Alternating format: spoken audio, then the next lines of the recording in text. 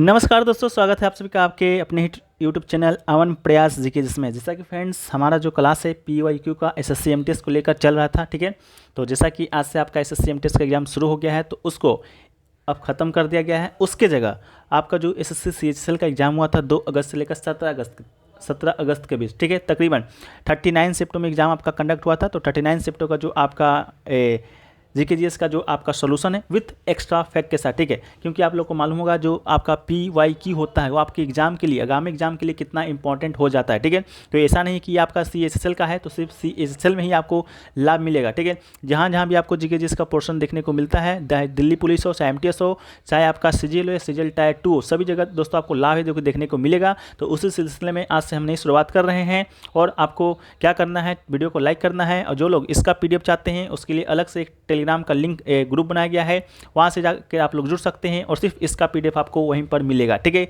तो चलिए फ्रेंड्स आज से हम लोग शुरू करते हैं आज का पहले प्रश्नों के साथ। ठीक है, देखिए पहला जो प्रश्न है आपका वो पूछा गया है कि निम्नलिखित में से किसे 1909 में, ठीक है, 1909 में व्यवहारिक वेतार तार के लिए यानी कि प्रैक्टिकल वायरलेस टेलीग्राफी के विकास के लिए कार्ल फर्डिनेंड ब्रॉन के साथ भौतिकी का नोबेल पुरस्कार मिला था। ठीक है, तो आप लोग को भी क्या करना है, इसका जो राइट आंसर है बताते चलना है ताकि आप लोग को भी एक अनुमान लग सके कि आप लोग का जो पढ़ाई है कहाँ तक चल रहा है। ठीक है, तो चलिए इसका राइट आंसर अगर आप लोग को मालूम है तो आप लोग जरूर से जरूर बताने का प्रयास कीजिएगा कि इसका जो राइट आंसर है वो फ्रेंड्स आपका क्या हो जाएगा। ठीक है, तो चलिए इसका जो राइट आंसर होगा दोस्तों आपका ऑप्शन नंबर जो 2 है, गुल लियो मार्कनी। ठीक है, गुल लियो मार्कोनी आपका 1909 में नोबेल प्राइज़ मिला था आपका भौतिकी का कार्ल फर्डिनेंड के साथ। ठीक है, तो इस क्वेश्चन के साथ हम लोग देखेंगे कि भारत में अब तक जो जितने नोबेल पुरस्कार विजेता रह चुके हैं उनके बारे में। ठीक है, तो देखिए जैसा कि पहला आपके रविन्द्रनाथ टैगोर जी हैं, भारत से नोबेल पुरस्कार विजेता, प्रथम साहित्य के क्षेत्र में इनको मिला था सन 1913 में। ठीक है, इसके अलावा एक आपका सेकंड पे CV रमन जी हैं, 1930 में इनको मिला था भौतिकी विज्ञान के क्षेत्र में योगदान के लिए। किस क्षेत्र में, तो भौतिकी विज्ञान के किस क्षेत्र में, तो प्रकाश के परिकिरणन पर उनके कार्य तथा रमन प्रभाव की खोज के लिए। ठीक है, इसके अलावा तीसरे नंबर पे है हरगोविंद खुराना, इनको शिक्षा के क्षेत्र में मिला था 1968 में। किसके लिए मिला था, तो अनुवांशिक कोड की अपनी व्याख्या और प्रोटीन संश्लेषण में उनकी कार्य के लिए। ठीक है, इसके अलावा अगला है मदर टेरेसा जी को शांति के लिए मिला था 1989 ईस्वी में। किस लिए, तो मानवीय कार्य के लिए। इसके अलावा अगला है सुब्रमण्यम चंद्रशेखर जी को, इनको भौतिकी विज्ञान के क्षेत्र में मिला था सन 1983 में। जिस वर्ष आपका भारत वर्ल्ड कप जीता था उससे रिलेट करके आप इसको याद रख सकते हैं। ठीक है, इसके अलावा सितारों की संरचना और विकास पर उनके सैद्धांतिक अध्ययन के लिए मिला था। इसके अलावा अगला है अमर्त्य सेन को मिला था आर्थिक विज्ञान के क्षेत्र में 1998 में कल्याणकारी अर्थशास्त्र में उनके योगदान के लिए। अगला है वेंकटरमन रामकृष्णन, ठीक है, इनको रसायन विज्ञान के क्षेत्र में मिला था सन 2009 में राइबोसोम की संरचना और कार्य के अध्ययन के लिए। इसके अलावा अगला कैलाश सत्यार्थी जी हैं जिनको शांति का नोबेल पुरस्कार 2014 मिला था। इसके अलावा अगला है अभिजीत बनर्जी जिनको आर्थिक विज्ञान के क्षेत्र में 2019 में आपका नोबेल पुरस्कार मिला था वैश्विक गरीबी को कम करने और उनके प्रयोगात्मक योगदान के लिए। ठीक है, 2019 से लेकर अभी तक भारत में नोबेल पुरस्कार है जो कि कोई नहीं जीता है, तो आपको 9 ही याद रखना है जो कि आपके भारत से नोबेल पुरस्कार विजेता हैं। ठीक है, चलिए नेक्स्ट क्वेश्चन पूछा गया है कि निम्नलिखित में से कौन सी सरकारी योजना भारत में युवाओं को कौशल विकास प्रशिक्षण प्रदान करती है। ठीक है, तो इसका जो राइट आंसर है आपका ऑप्शन नंबर 3 यानी कि प्रधानमंत्री कौशल विकास योजना आपका राइट आंसर हो जाएगा। प्रधानमंत्री कौशल जो विकास योजना है जिसे कि हम लोग शॉर्ट फॉर्म में PMKVY भी कहते हैं, निःशुल्क अल्पावधि कौशल प्रशिक्षण प्रदान करने तथा कौशल प्रमाणन हेतु युवाओं को नकद पुरस्कार प्रदान करने के लिए इसे प्रोत्साहित करने के लिए देश में कौशल विकास को बढ़ावा देने प्रोत्साहित करने के लिए कब शुरू किया गया था, ये आपसे पूछा जा सकता है। तो सन 2015 में। ठीक है, कब पूछा गया था, तो सन 2015 में पूछा गया था। ठीक है, चलिए इसके अलावा नेक्स्ट देखिए पूछा गया था कि पंडित शिव कुमार जो शर्मा हैं उनका जो संबंध है किस वाद्य यंत्र से है। तो क्वेश्चन को लैंग्वेज अलग करके पूछा गया था कि पंडित शिव कुमार शर्मा बजाने में उनकी महारत के लिए याद किया जाता है। ठीक है, तो इसका जो राइट आंसर है फ्रेंड्स आपका ऑप्शन नंबर 2 यानी कि संतूर। ठीक है, संतूर आपका राइट आंसर हो जाएगा। इसके अलावा प्रमुख कलाकार से संबंधित वाद्य यंत्र को हम लोग देख लेते हैं। तो संतूर से जैसा कि अभी आपसे पूछा गया था पंडित शिव कुमार शर्मा जी के बारे में। इसके अलावा भजन सुपारी जी को भी याद रखना है। पंडित शिव कुमार शर्मा के साथ साथ भजन सुपारी में का भी संबंध आपके संतूर वादन से ही है। बांसुरी की याद रखना है, बांसुरी का संबंध आपकी हरिप्रसाद चौरसिया से है, पन्नालाल घोष से है। तबला वादक की बात करेंगे तो जाकिर हुसैन खान, अल्लाह रखा खां, सबीर खान, पंडित किशन महाराज, पंडित ज्ञान प्रकाश घोष। इसके अलावा सरोद की बात करेंगे तो अलाउद्दीन खां, अली अकबर खां, अमजद अली खां, बुद्धदेव दास गुप्ता, ये सभी का संबंध आपके सरोद वादन से है। सनाई की बात करेंगे तो बिस्मिल्लाह खां सनाई से है, कृष्ण राम चौधरी जी हैं, अली अहमद हुसैन जी हैं। सितार वादक की बात करेंगे तो पंडित रविशंकर जी हैं, साहित्य प्रवेश खां हैं, बुद्धदीप मुखर्जी है, अनुष्का शंकर, ये सभी आपके सितार वादक हैं। सरंगी की बात करेंगे तो सकुर खां, पंडित रामनारायण, रमेश मिश्रा, सुल्तान खां, ये सभी सरंगी से संबंधित हैं। इसके अलावा बीना की बात करेंगे तो जिया मोहिदुद्दीन डाकर, अयारी श्याम सुंदर, दोरास्वामी अयंगर, ये सब बीना संबंधित है। रुद्र बीना से असद अली खां हैं। मोहन बीना की बात करेंगे तो पंडित विष्णु मोहन भट्ट जी हैं, ठीक है। इसके अलावा आपको घटम से क्या देख लीजिएगा, टी.एच. विनायकरम जी को और E.M. सुब्रमण्यम जी को। इसके अलावा मृदगम से याद रख लीजिएगा के.वी. प्रसाद जी को और आपका उमलावपुरम शिवरामन जी को। मेडोलिन से याद रखिएगा मात्रेखी आपका यू श्रीनिवासम, जब भी पूछा जाएगा तो यू श्रीनिवास के बारे में ही पूछा जाएगा। पखावत से जब पूछा जाएगा तो तोताराम शर्मा का ही पूछा जाएगा, और सुरभार से जब भी पूछा जाएगा तो आपको अन्नपूर्णा देवी से ही पूछा जाएगा, ठीक है। इन सभी वाद्य तो कलाकार का नाम है जो कि आपको याद रखने की जरूरत है, तो याद जरूर से जरूर रखिएगा। नेक्स्ट क्वेश्चन पूछा गया था कि जब समान दर बहुत कम स्तर पर पहुंच जाती है तो निम्नलिखित में से कौन सा कथन आपका सत्य होगा, ठीक है। तो इसका जो राइट आंसर आपका हो जाएगा, अधिकांश लोग भविष्य में ब्याज दर बढ़ने की उम्मीद करेंगे, ठीक है। क्या करेंगे, ब्याज दर बढ़ने की उम्मीद करेंगे जब आपका ब्याज दर है जो कि बहुत कम स्तर पर पहुंच जाएगा तब, ठीक है। इसके अलावा ऐसी अर्थव्यवस्था जिसमें ब्याज दर में कमी से धन की आपूर्ति में क्या होता है, तो वृद्धि होता है। इस प्रकार निवेश में भी आपका क्या होगा, तो वृद्धि होगा जब आपका ब्याज दर कम जाएगा तब, ठीक है। नेक्स्ट क्वेश्चन पूछा गया, उससे पहले देखें तो ब्याज दर और कर संग्रह या सरकार के राजस्व घाटे के बीच का कोई संबंध नहीं है। कम ब्याज दरों के साथ बैंकों के पास व्यवसाय के लिए पैसा उधार देने के लिए अधिक शक्ति होगा। घरेलू सामान खरीदने के लिए जो एक व्यक्ति अधिक खर्च करने में सक्षम बनाएगा, इसलिए यदि ब्याज दर में कमी की जाती है तो अर्थव्यवस्था में निवेश व्यय में क्या होगा, तो वृद्धि होगा, ठीक है। नेक्स्ट क्वेश्चन पूछा गया कि भारत के किस राज्य में एल्युमिनियम प्रगलन संयंत्रों की संख्या है जो कि सबसे अधिक है, ठीक है। तो ओडिशा इसका राइट आंसर हो जाएगा, ठीक है। एल्युमिनियम का जो अयस्क होता है फ्रेंड्स आपका बॉक्साइट होता है। बॉक्साइट के उत्पादन में जो ओडिशा है पूरे भारत में सबसे ज़्यादा आपका बॉक्साइट का उत्पादन है जो कि करता है, ठीक है। इस कारण जो एल्युमिनियम प्रगलन संयंत्र की संख्या है सबसे ज़्यादा आपका ओडिशा में है। और देश में बात करेंगे तो टोटल 8 एल्युमिनियम प्रगलन प्लांट है, जहाँ की आपका सबसे ज़्यादा ओडिशा में है, फिर आपका पश्चिम बंगाल में है, फिर केरल में है, फिर उत्तर प्रदेश में है, छत्तीसगढ़ में, महाराष्ट्र और तमिलनाडु राज्य में निम्नलिखित है, ठीक है। नेक्स्ट क्वेश्चन पूछा गया कि किण्वयन प्रक्रिया के दौरान एल्कोहल निर्माण के उप उत्पाद के रूप में कौन सा पोटेशियम अम्ल लवण प्राप्त होता है, ठीक है। तो लवण अम्ल पूछा गया था, तो इसका राइट आंसर ऑप्शन नंबर जो 3 है पोटेशियम बाइट्राइट, ठीक है। बाइट्रेट आपका इसका राइट आंसर हो जाएगा। बात कर ले हम लोग किण्वयन का, तो किण्वयन एक क्या है, तो रासायनिक जैव रासायनिक प्रक्रिया है। इसमें जटिल कार्बनिक यौगिक सूक्ष्म सजीवों की सहायता से सरल कार्बनिक यौगिक में विघटित होता है। किण्वयन की खोज की बात करेंगे तो 1797 में कुई कंसेक ने की थी और फ्यूजर ने आपका 1875 में इसे अंतर्वानकी शोषण कहा था, और कोस्टेटवेच ने इसे अवावीय शोषण कहा था, ठीक है। नेक्स्ट प्रश्न की बात करेंगे तो क्वेश्चन नंबर 7 है कि संविधान अनुसूचित जाति और अनुसूचित जनजाति आदेश द्वितीय संशोधन विधेयक 2022 ने उत्तर प्रदेश के कुछ समय समुदाय को अनुसूचित जाति के रूप में मान्यता दी है। तो इसका right answer option number A गोंद आपका राइट आंसर हो जाएगा, ठीक है। उत्तर प्रदेश राज्य के संदर्भ में संविधान का जो आपका संशोधन हुआ था विधेयक आपका 2022 आपका SC/ST के जाति से संबंधित था, ठीक है। और राज्यसभा को आपका 14/12/2022 को सर्वसम्मति से पारित कर दिया गया था। फिर आपका राष्ट्रपति से साइन कराकर इसे पारित किया गया था, ठीक है। इसमें जो विधेयक में था जो गोंड समुदाय था, गोंड समुदाय को अनुसूचित जाति से अनुसूचित जाति का दर्जा दिया गया था, यानी कि आप लोग समझ सकते हैं SC से हटाकर क्या बना दिया गया था, ST बना दिया गया था, ठीक है। ये आपका धुरिया, नायक, ओझा, पथरी, राजगोंड को 4 जिलों में संत कबीरनगर, कुशीनगर, चंदौल और भदोही में उत्तर प्रदेश की अनुसूचित जनजातियों की सूची में शामिल करेगा, ठीक है।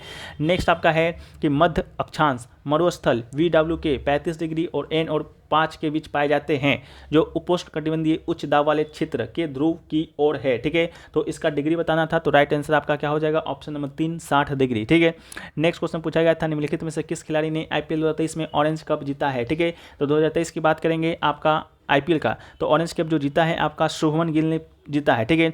आज के ही जो आपका MTS का एग्जाम हुआ था आपका थर्ड शिफ्ट में पूछा गया था कि शुभमन गिल का जो संबंध है आपका किस खेल से है, ठीक है। तो क्रिकेट इसका राइट आंसर था। इससे आप अनुमान लगा सकते हैं कि जो प्रश्न आपका CSS में पूछा जाता है उससे से संबंधित आपका MTS CGS में पूछा जाता है, ठीक है। इस कारण आपको PI की सीरीज है आपको जरूर से जरूर लेना चाहिए डेली बेसिस पर, ठीक है। इसके अलावा 2023 का जो IPL का विजेता टीम है वो दोस्तों आपका चेन्नई सुपर किंग है, जिसकी कप्तानी महेंद्र सिंह धोनी कर रहे थे। उपविजेता की बात करेंगे तो उपविजेता आपके गुजरात टाइटंस है, जिसकी कप्तानी आपके कौन कर रहे थे, तो हार्दिक पांड्या कर रहे थे। इसके अलावा ऑरेंज कप की बात करेंगे तो ऑरेंज कप आपका विजेता शुभमन गिल था, जिन्होंने 890 रन बनाया था, गुजरात का ये खिलाड़ी है। इसके अलावा पर्पल कैप की बात करेंगे तो मोहम्मद शमी आपका पर्पल कैप जीता है, ठीक है, ये भी आपका गुजरात का ही खिलाड़ी है, ठीक है। इसके अलावा नेक्स्ट क्वेश्चन पूछा गया कि 2014 में सूक्ष्म ऋणदाता बंधन फाइनेंशियल सर्विसेज का मुख्यालय डैश में है, आरबीआई द्वारा एक यूनिवर्सल बैंक शुरू करने के लिए सैद्धांतिक मंजूरी दी गई थी, ठीक है। तो इसका जो मुख्यालय है फ्रेंड्स आपका कहाँ पर है, कोलकाता में। आप लोग आज इस बैंक को बंधन बैंक के नाम से आप लोग जानते होंगे, ठीक है। बंधन बैंक में बहुत सारे लोगों का अकाउंट भी होगा, तो उसको आपका 2014 में किस बैंक के नाम से जाना जाता था, सूक्ष्म ऋणदाता बंधन फाइनेंशियल सर्विसेज, ठीक है। इसका मुख्यालय कहाँ पर है, तो कोलकाता में है। तो हम लोग बंधन बैंक के बारे में बात करेंगे तो बंधन बैंक एक आपका लिमिटेड एक बैंकिंग और वित्तीय सेवा कंपनी है जिसका मुख्यालय कोलकाता में है। बंधन बैंक की बात करेंगे तो 36 राज्यों में और केंद्र शासित प्रदेशों की बात करेंगे तो 35 केंद्र शासित प्रदेशों में आपका मौजूद है, ठीक है। इसके अलावा भारतीय रिजर्व बैंक से सार्वभौमिक बैंकिंग लाइसेंस प्राप्त करने के बाद बंधन बैंक ने 23 अगस्त 2015 को 501 शाखा 50 एटीएम 2022 बैंकिंग इकाइयों बीयू के साथ परिचालन शुरू किया था, ठीक है। इसके अलावा भारतीय रिजर्व बैंक की बात करेंगे तो इससे आप लोग को मालूम चल गया होगा कि बंधन भारतीय जो रिजर्व बैंक है आपका भारत का केंद्रीय बैंक है। साथ में इसका कार्य क्या है, तो किसी भी आपके जो सूक्ष्म वित्तीय संस्था होता है उसको बैंक का मान्यता देना। इसके अलावा आपका ये नोट जारी करना, ठीक है, नोट जारी करना भी आपका बंधन बैंक का ही काम है। अगर करेंसी पूछे, करेंसी में आपका नोट सिक्का दोनों आता है, ठीक है, तो करेंसी पूछे तो आपका गलत होगा, सिर्फ नोट जारी करने का अधिकार आपको भारतीय रिजर्व बैंक के पास ही है, ठीक है। इसके अलावा नेक्स्ट पूछा गया था मुंडारी जो नृत्य थे आपका संबंध है किस भारतीय राज्य के आदिवासी समुदाय से है, ठीक है।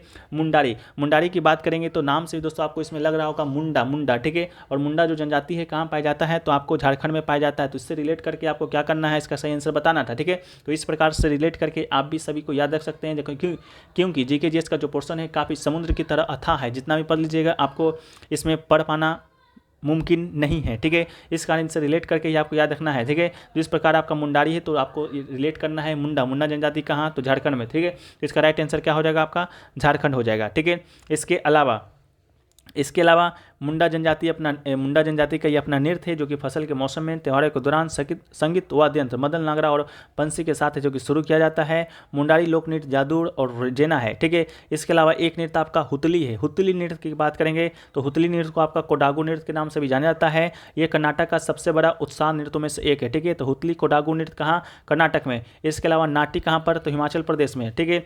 इसके नाट्य कहाँ, हिमाचल प्रदेश उत्तराखंड राज्यों की मूल निवासी है। भवई की बात करेंगे तो भवई दोस्तों आपका पश्चिम भारत में गुजरात राज्यों में लोकप्रिय एक नृत्य की शैली है। तो भवई आपका गुजरात, नाट्य हिमाचल प्रदेश, हुतली या कोडागू नृत्य आपका कर्नाटक में। इन सभी को रिलेट करके आपको याद रखने की जरूरत है। नेक्स्ट क्वेश्चन पूछा गया कोरापुट जिले में पंचमपतमाली भंडार निम्नलिखित में से किस खनिज का भंडार है, ठीक है। तो अगर आपको मालूम होना चाहिए कि जो कोरापुट जिला है वो फ्रेंड्स आपका आखिरकार है कहाँ, ठीक है। तो ये जो कोरापुट जो जिला है वो दोस्तों आपका कहाँ पर पड़ता है, तो पहले आपको बता दें उड़ीसा, ठीक है। उड़ीसा जो राज्य है वहाँ पर दोस्तों पड़ता है। वहाँ पर दोस्तों पंचमपटमाली भंडार है जो कि किस खनिज के लिए आपका भंडार है, तो बॉक्साइट, ठीक है।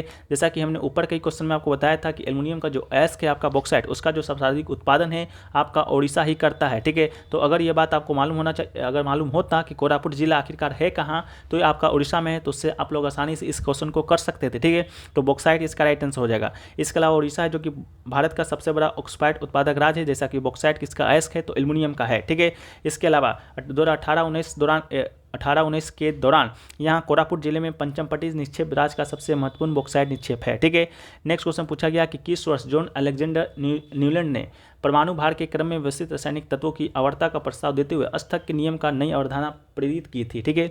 तो अस्थक का नियम किस वर्ष खोजा गया था, आपसे डायरेक्ट यही क्वेश्चन पूछा गया था, ठीक है। लैंग्वेज कितना भी आपको भारी रहे लेकिन आपको सिर्फ ध्यान कहाँ जाना चाहिए, अस्थक के नियम पर। और आपको अस्थक का नियम किस वर्ष खोजा गया था, तो आपको मालूम होना चाहिए 1865 में खोजा गया था, ठीक है। तो 1865 में आपका इसका राइट आंसर हो जाएगा, ठीक है। 1865 में न्यूलैंड ने ऑक्टम नियम को गढ़ा था। उन्होंने तत्वों को उनके परमाणु भार के बढ़ते क्रम में व्यवस्थित किया था। नोट किया कि प्रत्येक 8वें तत्व है जो कि पहले तत्व के समान गुण थे, ठीक है। इसके अलावा 1869 का भी एक डेट आपको याद रखना है जिस समय मेंडलीव ने आधुनिक आवर्त सारणी का खोज किया था। मेंडलीव ने, ठीक है, आधुनिक आवर्त सारणी का खोज कब किया था, 1869 में, ठीक है। इसके अलावा जो आजकल आप लोग जो पढ़ते हैं आधुनिक आवर्त सारणी जो कि दोस्तों हेनरी मोसले के द्वारा दिया गया था 1913 में, वही हम लोग पढ़ते हैं शुरू से, ठीक है। इसके अलावा आपका आधुनिक आवर्त सारणी को निम्नलिखित कितने तत्वों में वर्गीकृत किया गया है, तो आपको 4 ब्लॉक में, ठीक है। SPDF, ठीक है। SPDF आपका तत्व में वर्गीकृत है जो कि किया गया है। पी ब्लॉक तत्वों में काल्कोजेन, निकोटोजेन, हैलोजेन अक्रिय गैस शामिल होता है। इसके अलावा ये बार बार पूछा जाता है कि 18वें समूह को हम लोग क्या कहते हैं, तो 18वें समूह को हम लोग निष्क्रिय गैस कहते हैं। 17वें समूह को क्या कहते हैं, तो हेलोजन ग्रुप कहते हैं। 16वें समूह को क्या कहते हैं, तो काल्कोजेन ग्रुप कहते हैं। 15वें समूह को क्या कहते हैं, तो निकोटोजन ग्रुप कहते हैं, ठीक है। इस प्रकार के जो आपके प्रश्न बार बार बनते हैं। इसके अलावा एस ब्लॉक तत्वों में क्षार धातु, क्षारीय पार्थिव धातु शामिल होता है। डी ब्लॉक के तत्वों में संक्रमण तत्व शामिल होता है और एफ ब्लॉक तत्वों में अंतः संक्रमण तत्व जो कि शामिल होता है, ठीक है। नेक्स्ट क्वेश्चन पूछा गया कि निम्नलिखित में से किस अंग्रेज मराठा युद्ध के परिणाम स्वरूप पेशवाओं के प्रांत का विलय बॉम्बे प्रेसिडेंसी में हो गया था, ठीक है। ये आपका जो तितलिये जो आंग्ल मराठा युद्ध हुआ था उसके बाद जो आपका पेशवाओं का जो प्रांत था वो मूलतः कहाँ पर आपका विलय हो गया था, तो बॉम्बे प्रेसिडेंसी में हो गया था। इसके अलावा प्रथम एंग्लो मराठा युद्ध की बात करेंगे तो 1775 से 1782 तक में यह हुआ था। ईस्ट इंडिया कंपनी और मराठों के बीच लड़ा गया था। पेशवाशिप के रगलिए रघुनाथ रॉय यानी कि राघोबा के कारण को देखते हुए हेस्टिंग्स मराठों के साथ संघर्ष में आ गए थे। इसके अलावा इस लड़ाई में अंग्रेजों की हार हुआ था।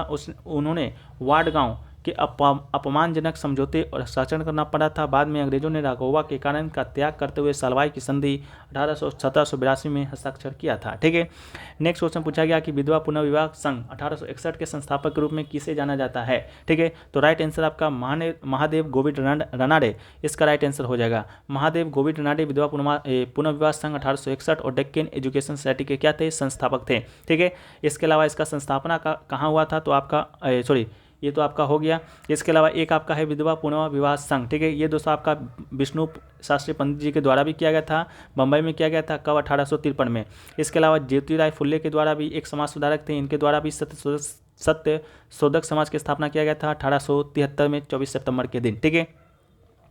नेक्स्ट क्वेश्चन पूछा गया कि निम्न में से कौन सा किसी वस्तु के अंतिम वस्तु के रूप में पहचाने जाने का सही कारण है, ठीक है। तो इसका राइट आंसर निर्माता द्वारा इससे आगे और संसाधित नहीं किया जा सकता है, इसी को हम लोग क्या कहते हैं, अंतिम वस्तु कहते हैं, ठीक है। अंतिम वस्तु की बारे में बात करेंगे तो ये वस्तु की प्रकृति में नहीं है, लेकिन इसके उपयोग की आर्थिक प्रकृति के आधार पर एक वस्तु को अंतिम वस्तु कहा जा सकता है। अंतिम वस्तु का अंतिम क्रेता के द्वारा रूपांतरण किया जा सकता है। कई अंतिम वस्तु ऐसी होती है जिनका उपयोग के दौरान रूपांतरण होता है। इस प्रकार उपभोक्ता द्वारा खरीदी गई चाय की पत्तियां का उसी रूप में उपयोग नहीं किया जा सकता है, उनका उपयोग पीने योग्य चाय के रूप में ही किया जा सकता है, ठीक है। बाकी नेक्स्ट क्वेश्चन पूछा गया कि दक्षिण भारत में मंदिर के प्रांगण में बने उच्च द्वारों को क्या कहा जाता है, ठीक है। तो जो दक्षिण भारत है उस पर जो मंदिर का जो प्रांगण होता है आपका, उसमें जो उच्च द्वार बने होते हैं उसे हम लोग ऑप्शन नंबर 2 गोपुरम कहते हैं, ठीक है।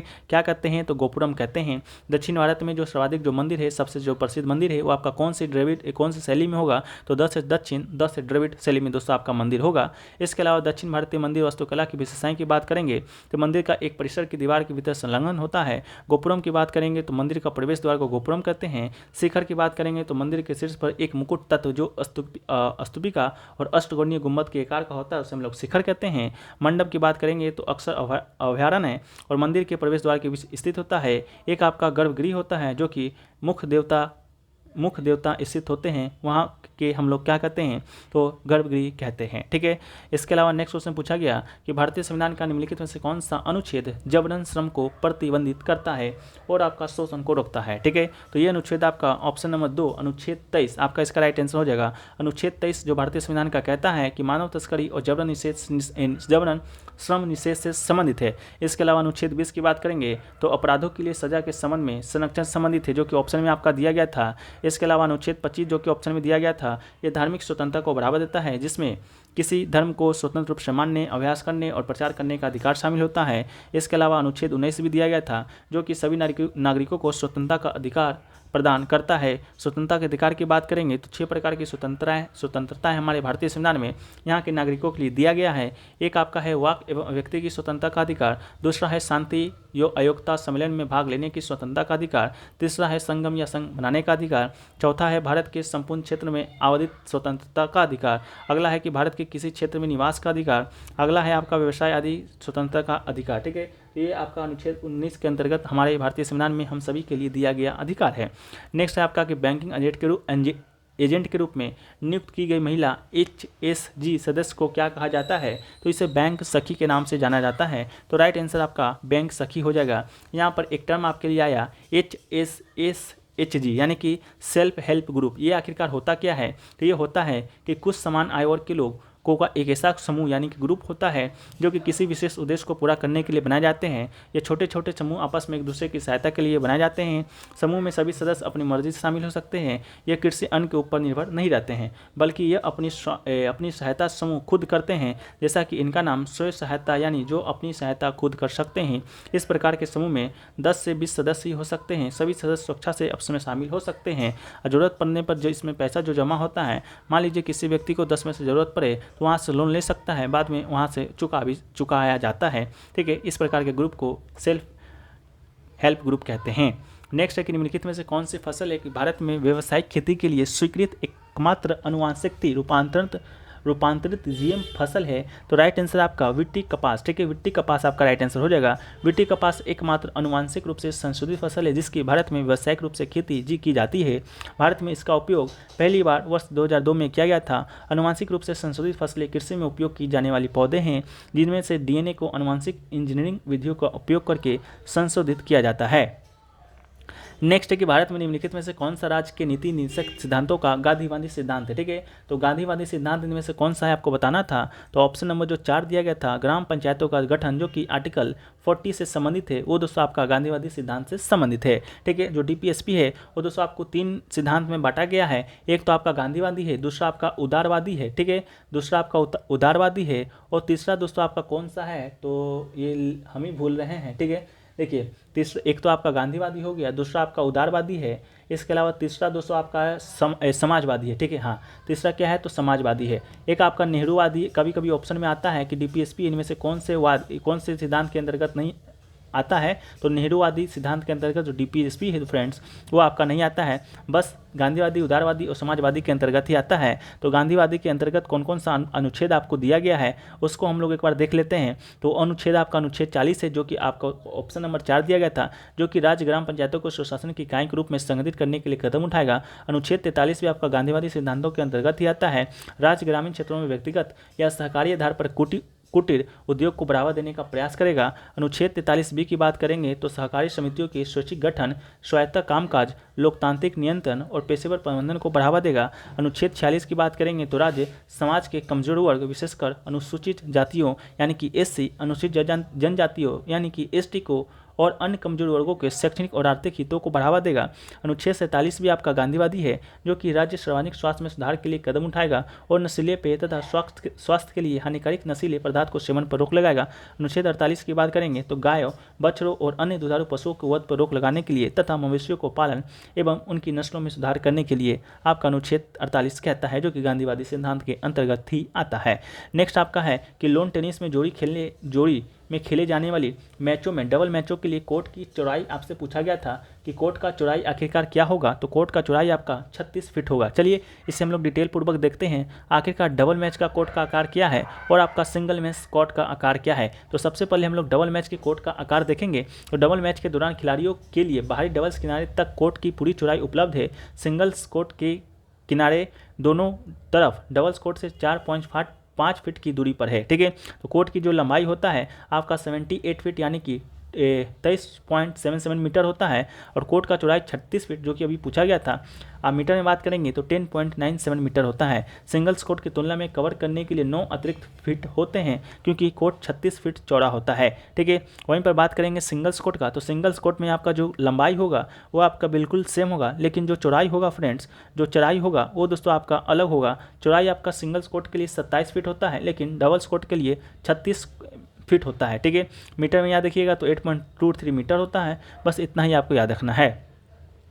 नेक्स्ट है कि 23 फरवरी 2023 तक अदिति अशोक ने कुल मिलाकर कितनी बार LET यानी कि लेडीज़ यूरोपियन टूर का खिताब है जो कि अपने नाम किया था। तो टोटल 4 बार, यानी कि ऑप्शन नंबर 4 इसका राइट आंसर होगा। भारत की अदिति अशोक ने केन्या के विपिंगो रिज में Kenya ladies open 2023 golf tournament में अपना चौथा लेडीज़ यूरोपियन टूर का खिताब है जो कि जीता था। नेक्स्ट है कि 1956 में प्रख्यात जो भरतनाट्यम जो नृतंगना है रुक्मणी देवी अनुल्ले को निम्नलिखित में से कौन सा पुरस्कार मिला था? तो राइट आंसर आपका ऑप्शन नंबर 4 पद्म भूषण। ठीक है, रुक्मणी देवी अनुल्ले, जैसा कि प्रश्न में आपका दिया गया है कि यह आपका भरतनाट्यम से संबंधित है। ठीक है, तो 1956 में इन्हें कला के क्षेत्र में पद्म भूषण दिया गया था। साथ में 1957 में संगीत नाटक अकेडमी अवार्ड दिया गया था। साथ में संगीत नाटक अकेडमी अवार्ड के अलावा 1967 में संगीत नाटक अकेडमी फेलोशिप का अवार्ड भी इन्हें दिया गया था।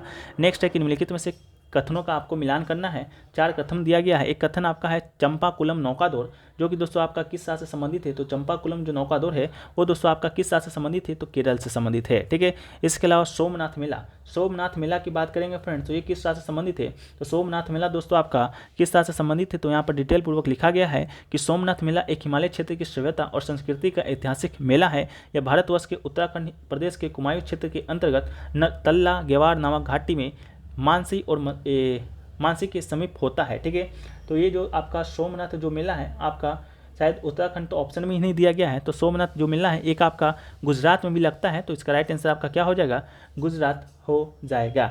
इसके अलावा तीसरा है सूरजकुंड मेला, तो सूरजकुंड मेला की बात करेंगे तो ये जो सूरजकुंड हस्तशिल्प मेला है इसे कहते हैं, ये आपका हरियाणा में लगता है, फरीदाबाद शहर में। ठीक है, तो ये आपका जो तीसरा का सोमनाथ सूरजकुंड मेला है वो दोस्तों आपका ऑप्शन नंबर 2 हरियाणा इसका राइट आंसर होगा। इसके अलावा बात करेंगे तो एक बच गया बानेश्वर मेला। बानेश्वर मेला की बात करेंगे तो ये फ्रेंड्स आपका राजस्थान के डूंगरपुर जिले का प्रसिद्ध मेला है, जिसमें जिले के आदिवासी बड़ी संख्या में भाग लेते हैं। तो इस प्रकार से जो बानेश्वर मेला है वो फ्रेंड्स आपका कहाँ का है? तो राजस्थान का है। सूरजकुंड मेला कहाँ का है? तो गुजरात का हो जाएगा। सूरजकुंड मेला की बात करेंगे तो हरियाणा का हो जाएगा। सोमनाथ मेला आपका गुजरात हो जाएगा और चांपाकुलम नौकादौड़ आपका केरल का हो जाएगा। ठीक है, तो ये प्रश्न आपका, ये दोस्तों आपका आज का 2 अगस्त फर्स्ट शिफ्ट का आपका जीके जीएस का 25 प्रश्नों के साथ डिटेल एनालिसिस रहा, जो कि आपके आगामी किसी भी एग्जाम के लिए बहुत इंपॉर्टेंट होने वाला है। जो लोग इस सीरीज़ को फॉलो कीजिएगा अंततः आपको जो प्रॉफिट है देखने को मिलेगा। तो चलिए हम लोग मिलते हैं कल इसी टाइम में। जय हिंद, जय भारत।